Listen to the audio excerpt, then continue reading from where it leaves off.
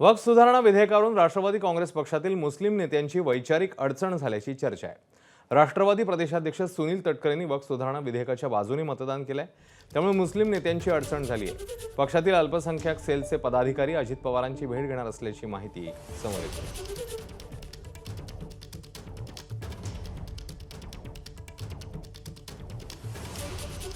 मुस्लिम समाजातील भगिनी असतील, मुस्लिम समाजातील इतर नागरिक असतील, यांना सुद्धा न्यायालयामध्ये त्या ठिकाणी आपला न्याय मागता येऊ शकतो, अशी या सुधारणा विधेयकाची त्या ठिकाणी तरतूद आहे की याचा लाभ देशभरातल्या गरीब असलेल्या मुस्लिम समाजाच्या उन्नतीसाठी मोठ्या प्रमाणावरती करता येऊ शकतो। उत्पन्नामध्ये भरीव पद्धतीची वाढ करत मुस्लिम समाजासाठी ज्या काय पायाभूत सुविधा द्यायच्या आहेत ते देण्यासंदर्भातली तरतूद या सगळ्या याच्यामध्ये केली असल्यामुळे त्याचा फायदा मुस्लिम समाजाला त्या ठिकाणी होऊ शकतो।